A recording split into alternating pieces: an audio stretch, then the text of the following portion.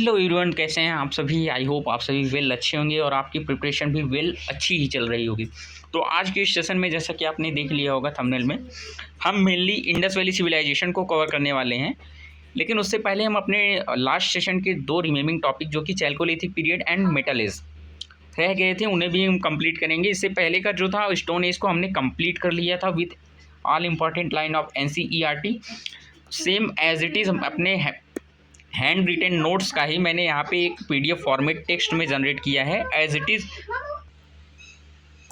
वही बता रहा हूँ कि मैंने अपने हैंड रिटेन नोट्स का टेक्स्ट वर्जन जनरेट कर दिया है, ताकि आपको कंप्लीट क्लियर विजन हो और अच्छी अंडरस्टैंडिंग हो एक्सप्लेनेशन के साथ।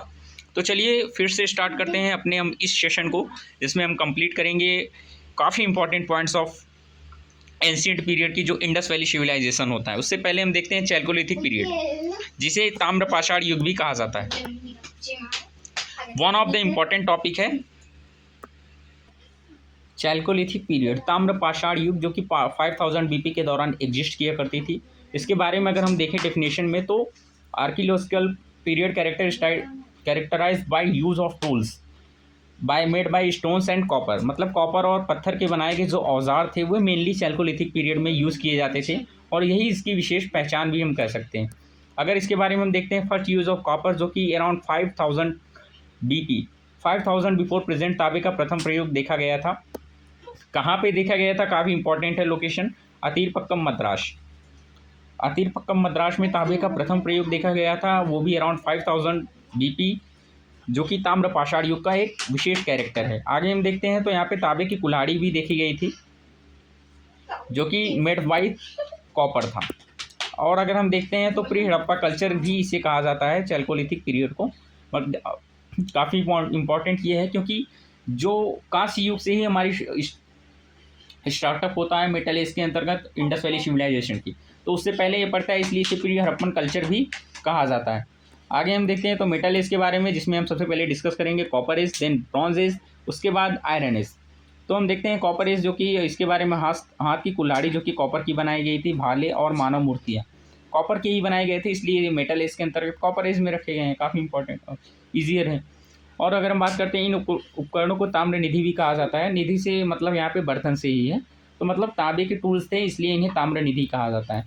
और अगर हम बात करते हैं तो ब्रॉन्ज एज में, तो ये हड़प्पा सिविलाइजेशन का स्टार्टअप था। काफ़ी इंपॉर्टेंट है कि हड़प्पा सिविलाइजेशन की स्टार्टअप कौन सी एज में हुआ था, तो वो है ब्रॉन्ज एज। इसमें सिंधु घाटी सभ्यता की शुरुआत हुई थी। Third one is iron age, जिसे लॉ युग भी कहा जाता है। इसमें ग्लोबल टाइम लाइन की बात करते हैं तो 1400 BP के अराउंड एशियन माइनर तुर्की में जो है, उसके अकॉर्डिंग 14000 BP में ये एग्जिस्ट किया करती थी। और इंडियन टाइम लाइन में अगर देखते हैं तो 1000 BP के दौरान इंडिया में आयरन के मेटल्स देखे गए थे। और आगे हम बात करते हैं तो अतरंजी खेरा, जो कि उत्तर प्रदेश के इटाह जिला में पड़ता है, वहाँ पे इस आयरन के एज का जो एविडेंस मिला था, वो हमें उत्तर प्रदेश के अतरंजी खेरा में ही मिला था, जैसा कि यहाँ पे मेंशन्ड है। तो आगे चलते हैं हम अपने इस टॉपिक पे। तो इस प्रकार हमने यहाँ पे कंप्लीट कर लिया है chalcolithic period and metal age को भी, ताम्र पाषाण युग और धातु युग को भी कंप्लीट कर लिया है विद इन 2 मिनट्स। और काफ़ी इंपॉर्टेंट जो NCERT की लाइंस थी, उनको भी हमने कवर कर लिया है। चलिए हम स्टार्ट करते हैं अपने back to the major topic, जो कि है इंडस वैली सिविलाइजेशन, या जिसे हड़प्पा सिविलाइजेशन भी कहा जाता है, जो कि इसके बारे में काफ़ी इंपॉर्टेंट जियोग्राफिकल एंड पॉइंट्स हैं, उनको हम देखते हैं। तो यहाँ पे C4 डेटिंग के अकॉर्डिंग फर्स्ट लाइन है NCERT की। C4 डेटिंग, C से यहाँ पे कार्बन से रिलेट किया गया है। ये ऑफिशियली इसकी जो टाइम लाइन बताई गई है, वो 2500 BC से 1750 BC तक की जो टाइम लाइन थी, वो इंडस वैली सिविलाइजेशन की टाइम लाइन बताई गई है। और अगर हम बात करते हैं तो ये अरबियों और ईरानियों के द्वारा, पर्सियंस मतलब ईरानी एंड अरेबियंस मतलब अरब, अरेबियंस एंड पर्सियंस के द्वारा, ईरानियों के द्वारा जो इंडस नदी है उसी के नाम पर ही हिंदू शब्द का प्रथम उपयोग किया गया था, ऐसा माना जाता है, जो कि इंडस वैली सिविलाइजेशन की टाइम पीरियड की ही बात है। आगे बात करते हैं तो फर्स्ट सिविलाइजेशन ऑफ इंडियन सब कॉन्टिनेंट, भारतीय उपमहाद्वीप की प्रथम सभ्यता है। काफ़ी इंपॉर्टेंट क्वेश्चन इससे बन ही जाता है। कॉन्टेम्पररी टू सिविलाइजेशन, मतलब वर्ल्ड की जो सबसे प्राचीन सिविलाइजेशन है मेसोपोटामिया, बेबीलोन, इराक की है, उसके ये समकालीन था, मतलब उसी के टाइम भी ये भी एग्जिस्ट किया करती थी। हिस्टोरिकल क्लासिफिकेशन की बात करते हैं तो ये प्रोटो हिस्टोरिक आदि ऐतिहासिक पीरियड की टाइमलाइन को शो करता है। और नेक्स्ट अगर हम बात करते हैं तो कंसंट्रेशन ऑफ साइट्स, तो जो maximum number of Indus valley sites हैं वो with in modern India located in Gujarat, मतलब आज के समय में जो हड़प्पा सभ्यता के सबसे अधिकतम स्थल हैं वो मेनली गुजरात में ही देखने को मिलते हैं। चलिए हम नेक्स्ट टॉपिक पे चलते हैं, काफ़ी इंपॉर्टेंट, आई होप ये आपको क्लियर होगा। अगर कहीं पे आपको डाउट आता है तो आप पूछ सकते हैं कमेंट सेक्शन में। अगर आगे चलते हैं तो डिस्कवरी एंड पीओ नोट्स देखते हैं। तो फर्स्ट एविडेंस की अगर बात करते हैं तो 1826 में चार्ल्स मसन के द्वारा हड़प्पा की खोज की गई थी। हड़प्पा का जो फर्स्ट एविडेंस था उसकी खोज चार्ल्स मसन के द्वारा की गई थी 1826 में। And father of Indian archaeology हैं अलेक्जेंडर कनिंघम। भारतीय पुरातत्व के जनक कौन है? Alexander Cunningham. काफ़ी ईजियर क्वेश्चन इससे पूछ लिया जाता है एसएससी के एग्जाम्स में। नेक्स्ट अगर बात करते हैं तो फर्स्ट साइट खोजा गया था इंडस वैली सिविलाइजेशन में वो था हड़प्पा, एंड सेकंड साइट था मोहनजोदारो। सो 1921 में हड़प्पा की खोज आर्कियोलॉजिस्ट जो थे वो दयाराम साहनी ने खोज किए थे। देखिए सभी आर्कियोलॉजिस्ट का नेम याद रखना इंपॉर्टेंट नहीं है, लेकिन जिनका मेंशन किया है कम से कम उनका तो याद ही होना चाहिए। सेकंड साइट है जो कि मोहनजोदारो है, 1922 में आर.डी. बनर्जी के द्वारा इसकी खोज की गई थी। आगे हम बात करते हैं geographical extent of the civilisation. ये सिविलाइजेशन भौगोलिक रूप से कहाँ तक इसका विस्तार था।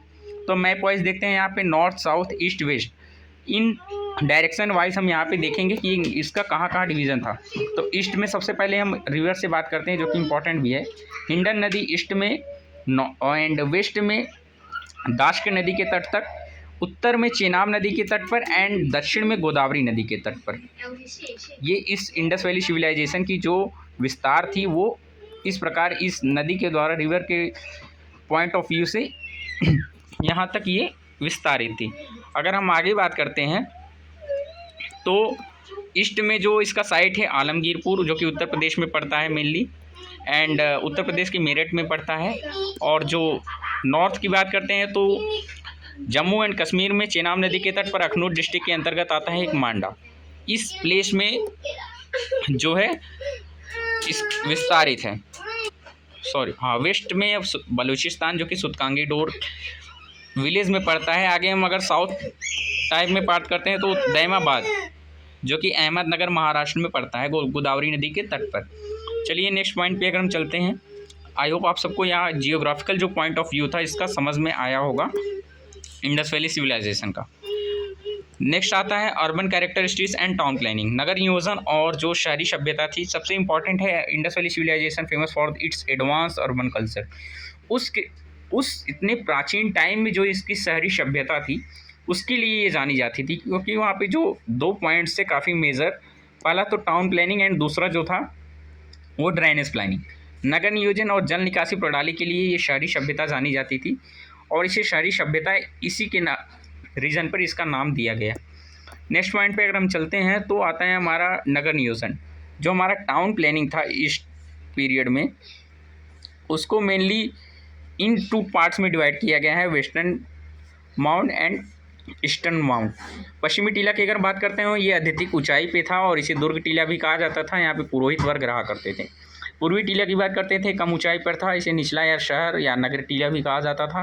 व्यापारी, नागरिक और सैनिक शिल्पी वर्ग के ये सहायक के लिए बना हुआ था। यहाँ पे ये मेनली इसी कैटेगरी के लोग रहा करते थे। आगे हम अगर बात करते हैं तो आता है हमारा की स्ट्रक्चर ऑफ दुर्ग के मुख्य भाग जो थे काफ़ी इंपॉर्टेंट है। यहाँ पे एसएससी से हर साल क्वेश्चन पूछे जाते हैं ऑलमोस्ट, जो कि storehouse for grains, great bath and fire altars. अनाज के लिए गोदाम, महत्वपूर्ण लोगों के लिए विशाल स्नानागार, धार्मिक समारोह के लिए अग्निवेदिकाएँ, ये तीनों ही काफ़ी फेमस थी, दुर्ग के मुख्य भाग हुआ करते थे। और अगर हम बात करते हैं तो वस्तु विनिमय प्रणाली इस समय चलती थी, मुद्रा प्रणाली नहीं चलती थी। इसका मीन ये है कि हम एक सामान के बदले दूसरे सामान को एक्सचेंज किया करते थे इंडस वैली सिविलाइजेशन के दौरान। नेक्स्ट पॉइंट पे अगर हम चलते हैं तो जो खोजे गए कुछ इंपॉर्टेंट साइट्स हैं उनको देख लेते हैं जहाँ से क्वेश्चन अक्सर पूछे जाते हैं। एक बात फिर से रिमाइंडर है कि एनसीईआरटी की यहाँ पे लाइन भी मेंशन है। So each lines of this PDF are important for all SSC exam. एक एक पॉइंट इम्पॉर्टेंट है अगर आप चाहते हैं कि आपका हिस्ट्री में 100% क्वेश्चन सही है। तो आइए हड़प्पा को देखते हैं। तो हड़प्पा का लोकेशन है जो बैंक ऑफ मांटमोमरी जिला जो कि पाकिस्तान में पड़ता है। यहाँ पे रिवर का नेम रॉन्ग दिया है तो इसे करेक्शन कर दिया जाएगा। और रिवर का नेम मैं आपको बताता हूँ आगे रिमाइंड होने पर। मेजर जो डिस्कवरीज हैं अगर उसमें देखें तो 837 जो जियोमेट्री है उसे खोजी गई थी, यहाँ पे जियोमेट्री की बात हो रही है। एंड उर्वरता देवी की मूर्ति भी खोजी गई थी। 12 कक्षों का अन्नागार, हड़प्पा में 12 कक्षों का अन्नागार, उर्वरता देवी की मूर्ति एंड जो हड़प्पा की जो सील्स थी, जो पत्थरी वहाँ पे बनी की थी, वो स्टेटाइट जिसे सॉफ्ट स्टोन के नाम से भी जाना जाता है, उसकी बनी हुई थी। अब सेकंड प्लेस की बात करते हैं और इसकी जो डिस्कवरी की बात करते हैं। हमने देखा है 1921 में दयाराम साहनी ने इसकी डिस्कवरी की थी, जिसको हमने डिस्कस कर लिया है। आगे चलते हैं तो मोहनजोदारो आता है नेक्स्ट प्लेस, जो कि माउंट ऑफ द डेड, इसका मीन्स होता है मृतकों का टीला। मोहनजोदारो मीन्स मृतकों का टीला, जो कि लास्ट ईयर ही जीडी में पूछ लिया गया था। आगे चलते हैं तो आता है लोकेशन, ये पाकिस्तान के सिंध में एग्जिस्ट किया करता है करेंट टाइम में। नेक्स्ट अब की बात करते हैं मेजर डिस्कवरीज की। अगर हम बात कर लेते हैं तो यहाँ पे great greenery and great bath, विशाल स्नानागार और विशाल अन्नागार ही काफ़ी इंपॉर्टेंट है। वो मोहनजोदारो की विशेष प्लेसेस हुआ करती थी, इंपॉर्टेंट साइट्स हुआ करती थी। आगे बात करते हैं तो थर्ड प्लेस आता है चन्हुदड़ो, जो इसका काफ़ी इंपॉर्टेंट है। यूनिक कैरेक्टर यह है कि ये एकमात्र ग्रामीण स्थल था, only one rural site of Indus valley civilization, that was Chanhudaro. And इसमें बात करते हैं completely lack any fortified structure of citadel, पूरी तरह से यहाँ पे दुर्ग का साक्ष्य मिला ही नहीं है, किसी प्रकार का दुर्ग का साक्ष्य नहीं मिला था। दाऊसली हेडिंग की बात करते हैं, ये असम के ब्रह्मपुत्र घाटी में एग्जिस्ट किया करती है, जो कि असम के ब्रह्मपुत्र घाटी के साइड में दाऊसली हेडिंग एग्जिस्ट किया करती है। अगर बात करते हैं तो एग्जेवेटिव मीन्स इसकी डिस्कवरी किसने की थी, तो MC Goswami and TC Sharma 1961 से 1963 के बीच में इसकी खोज की थी। सिग्निफिकेंट फाइंड अगर बात करते हैं, इसकी विशेष जो खोज इसमें हुई थी जेड स्टोन, जो कि स्पेशली बॉट फ्रॉम चाइना, जो कि विशेषता चाइना से लाए गए थे। नेक्स्ट हम प्लेस की बात करते हैं भिड़ाना, जो कि हरियाणा में है। Recognise by scientifically oldest discovered of this site, मतलब ये कह रहा है कि इंडस वैली सिविलाइजेशन की सबसे पुरानी खोज है वो भिड़ाना ही प्लेस थी, काफ़ी इंपॉर्टेंट है, जो कि NCERT में मेंशन है।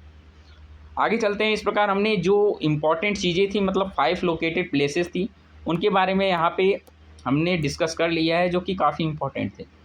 अगर हम आगे चलते हैं तो मेटेलिक यूज़ ऑफ धातुओं का उपयोग देख लेते हैं, जो कि अंतिम topic of Indus valley civilisation है। यहाँ पे कॉपर का यूज़ किया जाता था, किसके लिए, वेपन्स के लिए, टूल्स के लिए और अर्ली इम्प्लीमेंट्स के लिए, जो कि इसका जो साक्ष्य मिला है, इसका जो सोर्स मिला है, आर्कियोलॉजिकल कॉन्टेक्स्ट जो मिला है, वो राजस्थान के खेतरी से प्राप्त होता है। कॉपर का जो सोर्स, याद रखना है यहाँ पे ट्रिक से, कॉपर का जो हमें सोर्स मिला है साक्ष्य का, वो राजस्थान के खेतरी में। दूसरा आता है ब्रॉन्ज में कॉपर प्लस टीन, ये मिलकर के ब्रॉन्ज का निर्माण करती हैं। इसके लिए elite sculpture and heavy tools, जो भारी औजार बनाए जाते थे, कांसे के बनाए जाते थे, क्योंकि इसके स्ट्रॉन्ग माना जाता था, क्योंकि ये एक प्रकार से मेटेलॉइड भी है।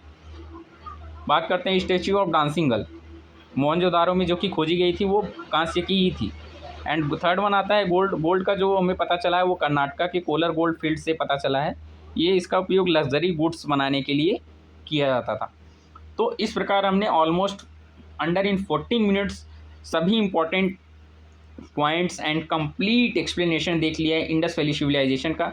इस 14 मिनट के सेशन के बाहर आपका क्वेश्चन आना शायद ना के बराबर है, क्योंकि इसमें ये मेरे हैंड रिटन नोट्स हैं और इसमें NCERT के इंपॉर्टेंट पॉइंट्स भी मैंने ऐड कर दिया है।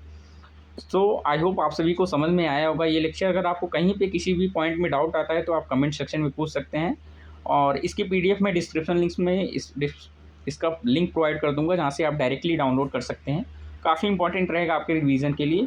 So thank you everyone for attending the session. मिलते हैं नेक्स्ट टॉपिक के साथ और इसी जोश के साथ।